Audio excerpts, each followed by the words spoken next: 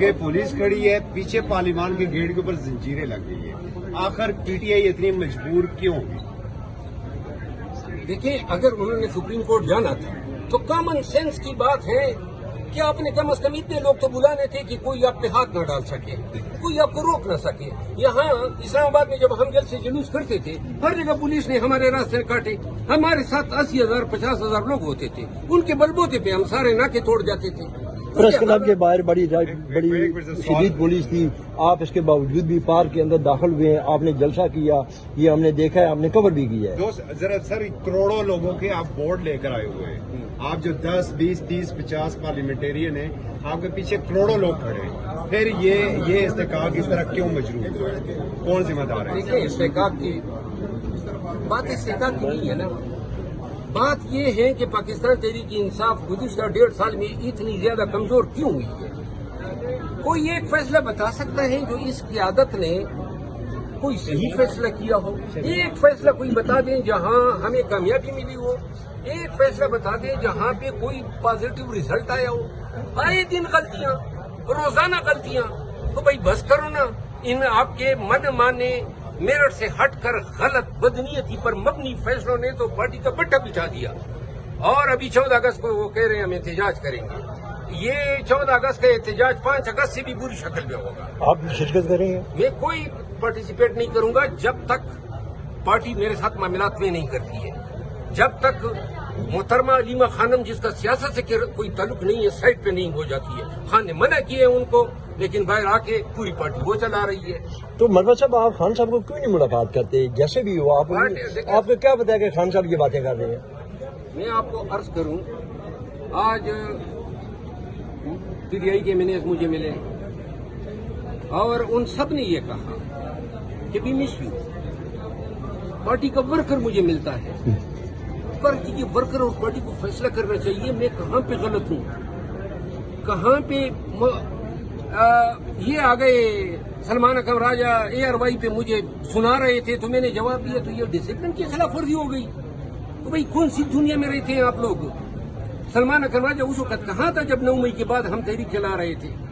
کس طرح میں اس کو سیکرٹری جنرل مان سکتا ہوں جب وہ اس طرح بن نہیں سکتا ہے جس طرح ان میں کوئی اس کی گنجائش ہی نہیں ہے؟ آپ کہتے ہیں میں مان لوں، اور پھر مان بھی لیتا، کوئی رویے ان کے ٹھیک ہوتے۔ یہ ہاں جی عمران خان صاحب نے بنایا نا ان کو۔ یار، میں آپ سمجھنے کی کوشش کریں نا، میں کوئی اندھا پیروکار تو نہیں ہوں، میں ایک سپریم کورٹ کا وکیل ہوں، اس نظام عدل میں جج رہا ہوں، پارلیمان کا ممبر ہوں، مجھے آپ قائل کریں گے تو میں مانوں گا۔ میں عمران خان کے سپریمیسی آف لا، قانون کی بالادستی، انصاف کی آزادی اور حقیقی آزادی کا پیروکار ہوں۔ میں یہ ان فیصلوں کا پیروکار نہیں ہوں کہ جی جس کا جناب نامینیشن ہو گیا میں اس کو مانوں۔ وہ 40 سالہ قبض زدہ کیا نام تھا وہ سیکرٹری انفارمیشن جو تھا، جو رؤوف حسن اور یہ شمیم نقوی، یہ کون سے لوگ ہیں بھائی؟ یہ کہیں پہ آپ لوگوں نے دیکھے ہیں یہ قیادت ہوتی ہے؟ یہ لوگ اپنے لاشیں جو ہیں وہ اپنے گھر تک نہیں پہنچا سکتے، ان کو لیڈر بنایا ہوا ہے۔ کیا آپ نہیں سمجھتے کہ پی ٹی آئی پر آج کل قبضہ ہو رہا ہے؟ قبضہ آج کل نہیں ہے، گزشتہ 1.5 سال سے ہوا پڑا ہے۔ مروت صاحب، آپ نے اندر ابھی بیان دیا کہ مجھے 1 دن کے لیے اسپیکر بنا دیا جائے تو میں دیکھوں یہاں پہ شاید کیڑی بھی پارنا مار سکے، تو ذرا بتا دیجیے۔ میں نے کہا 1 دن کے لیے اسپیکر بنا دیں، پھر ایوان کی عزت اور وقار کس طرح کرائی جاتی ہے یہ میں بتا دیتا، کسی کی جرت کس طرح ہو سکتی ہے یہاں پہ وردیوں میں لوگوں کو کھڑا کر دے۔ پولیس کا کام کیا ہے؟ یہ پولیس کا یہاں پر آنا، وزیر قانون اور ہیومن رائٹ سے میں نے پوچھا نا کس قانون کے تحت آئی؟ اگر کوئی قانون نہیں ہے تو پارلیمان کو تالے لگانا، پارلیمان کو معصور کرنا یہ بغاوت کے زمرے میں آتا ہے۔ سر کے حوالے سے آپ انٹرسٹڈ ہیں اگر پاکستان تحریک انصاف آپ کو بناتی ہے یا تحریک پاکستان تحریک انصاف سے مجھے رتی بر احسان نہیں چاہیے، نہ کبھی لوں گا۔ جو انہوں نے کر دیا مجھے صرف میں تو ایک ہی چیز کا خواہش مند ہوں، ایک احتجاج کی ذمہ داری دے دے، وہ بھی میں اپنی مرضی سے۔ مجھے یہ ناک جو گھسیڑتے ہیں ہر معاملے میں، احتجاج میں بھی ان کا کام ہے، احتجاج کی ذمہ داری دیں، پاکستان بھر میں ایک کمیٹی بناؤں، ہم کوآرڈینیشن سیل بنائیں یہ ایک واحد چیز میں نے مانگی ہے. باقی پاکستان تحریک انصاف سے نیکی کی امید میں نے نہ کبھی رکھی ہے نہ مجھے درکار ہے. اگر آپ کو اجازت دی جاتی ہے تو اگر آپ کو اجازت دی جاتی ہے تو آپ کی کیا حکمت عملی ہوگی؟ کیا خان صاحب کو باہر دیکھیں میں سب سے پہلے خیبر پختونخوا سے دوبارہ شروع کروں گا کیونکہ پارٹی 9 مئی کے مقام پہ دوبارہ پہنچ چکی ہے. لوگ حوصلہ ہار چکے ہیں, خوف کا شکار ہیں. کے پی میں جاؤں گا, بڑے بڑے شہروں میں جلسے کروں گا, لوگوں کو بتاؤں گا کہ پاکستان کے لیے, خان کے لیے اور عدلیہ کی آزادی کے لیے نکلنا پاکستانیوں کا کیوں ضروری ہے. موٹیویشن دوں گا اور یہی کر کے میں سندھ اور پنجاب میں جاؤں گا.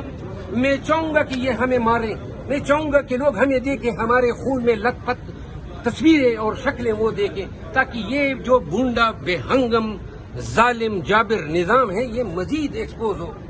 ہم جائیں گے, کیوں نہیں جا سکتے؟ ہمیں پنجاب کے لیے ویزا درکار ہے, سندھ کے لیے ہمیں ویزا درکار ہے, اور کیوں نہیں جائیں گے؟ یہ ہمارا ملک ہے. آپ آرٹیکل 16 کو حذف کر دیں, ہم احتجاج ہی نہیں کریں گے. جب آپ نے قانون نے مجھے حق دیا ہے. مولانا کے احتجاج اسلام آباد میں آئے تو وہ گیٹ کراس کر لیتے ہیں. سر مولانا سارے ورکر کو علیمہ خانم مبارک ہو. میں اسی طرح ہوں, کوئی میرے خلاف بولے گا تو ٹکا کے جواب دیتا ہوں, چاہے وہ علیمہ خانم ہو یا سبیہ خانم ہو. مطلب صاحب یہ بتائیے گا کہ مولانا فضل الرحمان ڈی چوک میں آج پارلیمنٹ کی گیٹ کراس کر لیں, وہ یہاں تک تو آ سکتے ہیں لیکن پیچھے کے لوگ MNS باہر نہیں جا سکتے. میں آپ کو بتاؤں نا, لاسٹ ٹائم جب ہم نکل رہے تھے یہاں سے تو پولیس کھڑی تھی تو میں نے MNS کو کہا, میں نے کہا 90 آپ ہیں, 5 گارڈ ہیں ہمارے ساتھ, 500 بندے, 250 پولیس والے آئے, آتا پائی کر لیتے ہیں. پوری دنیا بھی دیکھ لے گی, اور پولیس والے کی مجال کیا ہے کہ میرا راستہ روکے. ایسی چپیڑوں کی بارش کرتا کہ منہ اس کا لال کر دیتا. سب نے کہا بالکل بڑا اچھا فیصلہ ہے. جب میں گیٹ پہ پہنچا پیچھے دیکھا, میں اکیلا تھا. سر کس نے سگریٹ بھی نہیں پینے دی اس دن آپ کو, حالانکہ آپ گاڑی نہیں, وہ سگریٹ تو میں آپ کو بتا دوں, اور پاکستانی سن لو, اگر پولیس اس طرح راستہ روکے گی, کبھی اللہ نہ کرے کہ میرا ان کے ساتھ سامنا ہوا, خدا کی قسم گرفتاری نہیں دوں گا, مزاحمت کروں گا, چاہے یہ مجھے ماریں, لیکن میں بھی کوئی کسر نہیں چھوڑوں گا ان کے ہاتھ پاؤں توڑنے کی. سر بہت شکریہ.